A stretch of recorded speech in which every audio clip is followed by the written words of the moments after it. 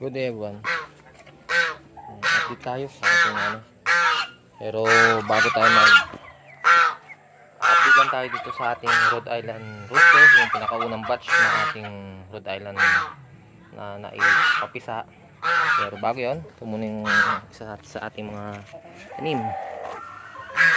Ayan, may mga bunga na siya. Mulberry, ito, bell pepper. Yan, nilagay natin siya dyan. Nung nasa paso siya, medyo naninilaw katulad nito. Ito, lipat na natin galing sa paso, pati yun. Lipat natin dito, nilagay natin sa lupa.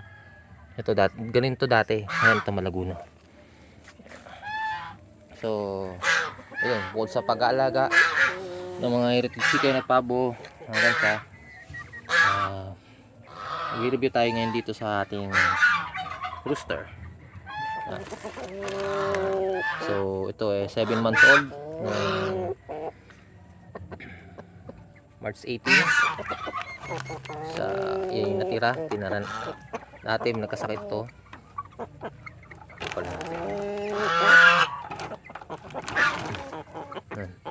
Ito naman, malaki na yan. 7 months old na rooster. Siyam to, nabili na yung 8 yung nakuha. Ito yung tinira natin.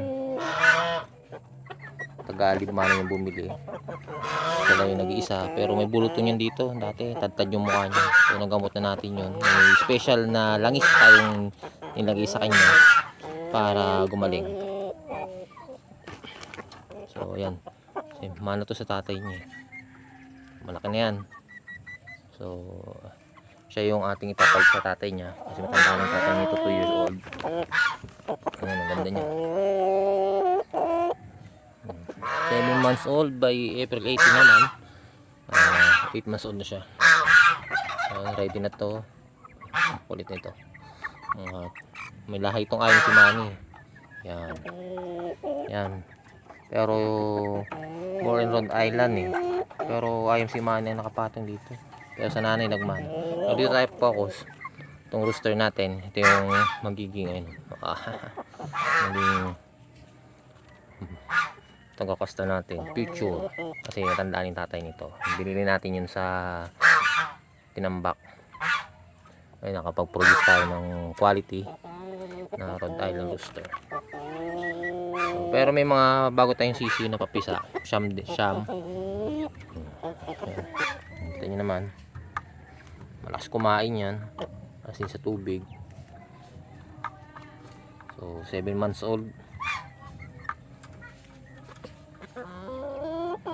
Gagawin natin dyan, ito yung kasabayan niya, 7 months old.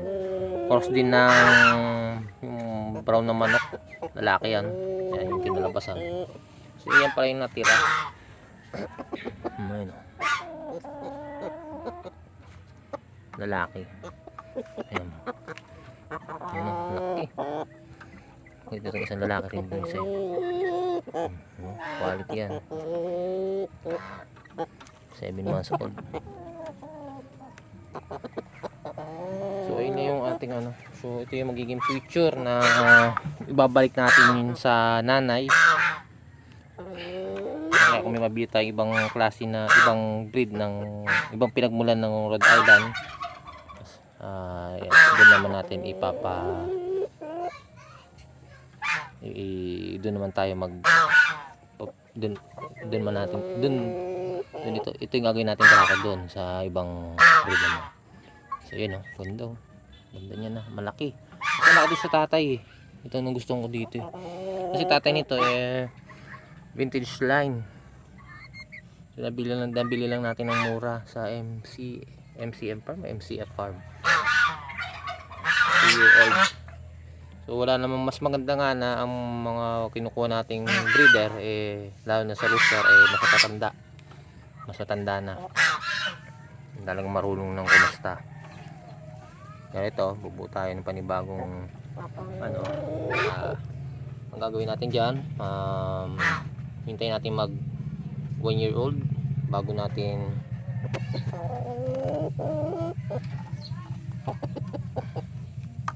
Actually, mga 10 months pwede na. Quality. Rhode Island. Gusto ko sana ibenta to kaso napag-isip ko hindi na kasi napakahirap din mag-alaga ng Rhode Island. Ito lalaki to eh. Pero mas gusto ano to.